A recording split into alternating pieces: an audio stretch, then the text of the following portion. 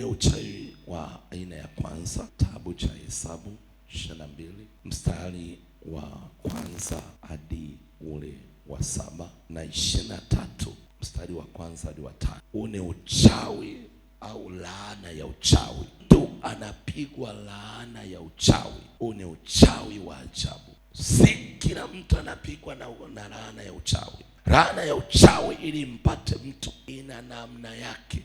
Yes. Namna ya kufanya huo uchawi umpate mtu au mwendee mtu apatwe na laana ya uchawi. Na si kila mtu anayetumiwa huo uchawi wa laana ya uchawi. Ni watu ambao wana kitu cha kimungu ndani yao, ambao wanashughulika au wanapigwa na huo uchawi wa laana ya uchawi. Kwa hiyo lazima hizo na kipawa au na nyota kubwa au ni mtawala. Yes. Au ni mtumishi wa Mungu mkubwa. Ndio. Yaani una kitu cha kimungu ndani yako. Yes. Wakishaona kitu cha kimungu ndani yako, ndio wanawachilia laana ya uchawi. Hawafanyi kwa kila mtu. Ndio. Na ufanywe na kila mtu. Ni watu maalum. Ndio. Kwa watu maalum. Kwa hiyo ukipigwa uchawi, laana ya uchawi, lazima ufahamu kitu cha kwanza. Una kitu cha tofauti. Una kitu cha kimungu. Na kwenye maisha haya ujifahamu wewe ni nani. Niliwaambia uchawi kuliko wote ni kupigwa usijijue wewe ni nani. Ndio. Yaani unaomba, unafunga, unakesha, umeokoka, unaenda kazini, unaenda kwenye biashara, una familia, lakini hujui wewe ni nani. Kweli una familia, lakini wewe ni nani kwenye familia? Ni kweli una ndugu na jamaa, lakini wewe ni nani kwenye familia hii? Ni kweli umeishi kwenye mtaa ambao na wengine umewakuta.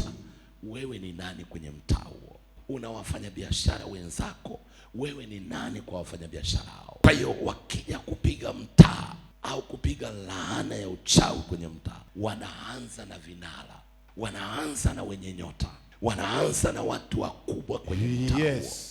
Kwa hiyo usiishi kama wengine, kwa sababu wewe si kama wao. Oh yes. Hello. Amen. Jambo la pili, lazima ujue wewe ni tegemezi au ni tegemeo. Kwa hiyo kuna watu ambao unaishi, una ndugu na jamaa, lakini wewe ni tegemeo. Amen. Ukianguka wewe, wameanguka watu 5. Ukipotea wewe mwelekeo, wamepotea watu 10 mwelekeo. Yes. Ukipigwa mahala, wamepotea au wameanguka watu 20. Kwa lugha nyingine, wewe ni tegemeo mahala. Unaweza usiwe tegemeo kwa maana ya uchumi, lakini kuna kitu nacho ambacho ni msaada kwa wengine. Yawezekana ni akili, yawezekana ni mawazo, yawezekana ni kipawa.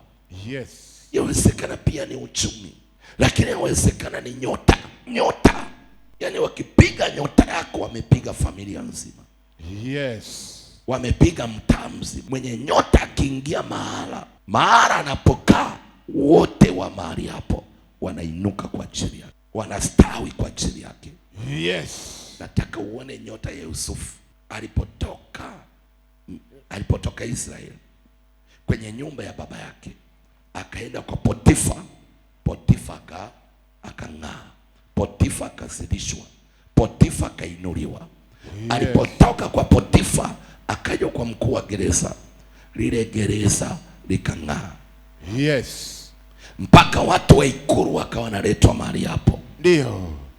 Alipotoka gerezani akaenda kwa Farao, Farao akawa mtu mkubwa.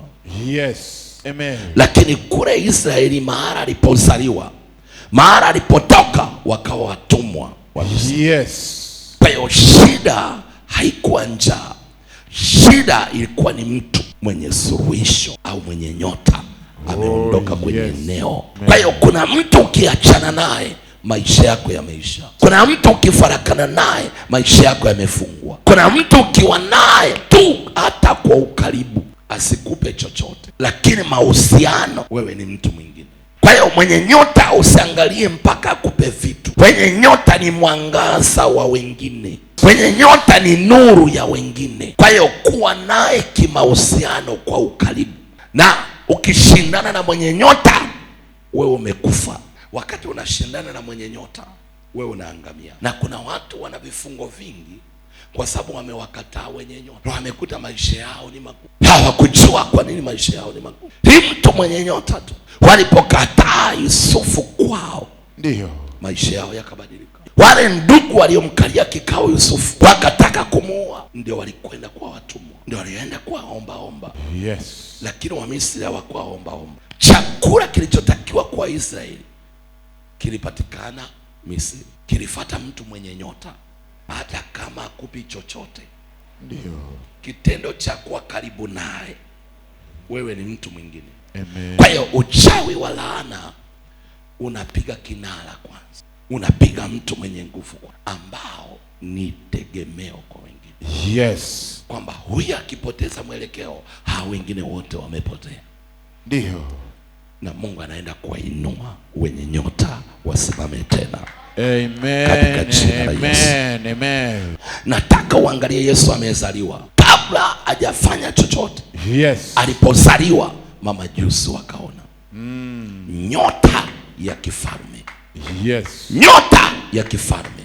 Ndio. Yuko wapi mfalme aliyezaliwa? Herode akachukia. Herode akalazimika kuwaua watoto wote. Yes. Waliozaliwa kipindi cha Yesu. Ndio. Wakitafuta mtu mwenye nyota. Yes. Sio mwenye biashara, sio mwenye nyumba, sio mwenye gari, mtu mwenye nyota. Yes. Mwambie jirani yako, mtu mwenye nyota. Mtu mwenye nyota. Kuna watu wananielewa? Yes. Yesu hajapata gari wala nyumba. Ndio. Yesu ni mtu wa kawaida, amebebwa na mama yake. Ndio. Lakini anatafutwa kuuawa. Yes. Kwa nini? Mtu mwenye nyota. Amen. Amen. Hello.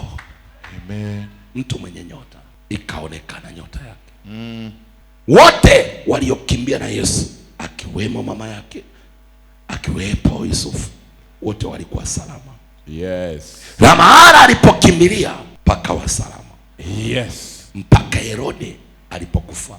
Nimekwambia ukishindana na mwenye nyota lazima ufe. Ukipambana na mwenye nyota lazima ufe. Kwa hiyo kwa kuwa Herode alikuwa anashindana na mwenye nyota, alilazimika kufa. Alilazimika kuharibika. Watu hawajajua kwa nini maisha yao yanaharibika wakati mwingine. Kuna mtu unapambana naye ambaye huwezi kupambana naye. Kuna mtu unashindana naye ambaye huwezi kushindana naye. Kuna mtu unamchukia ambaye huwezi kumchukia. Kuna mtu unamkataa ambaye huwezi kumkataa. Ni mtu wa nyota. Unampenda, umpendi. Nyota ni ya Mungu. Yes. Apewi na mwanadamu. Ndio. Apigiwi, afanyiwi kikao. Yes. Achaguliwi na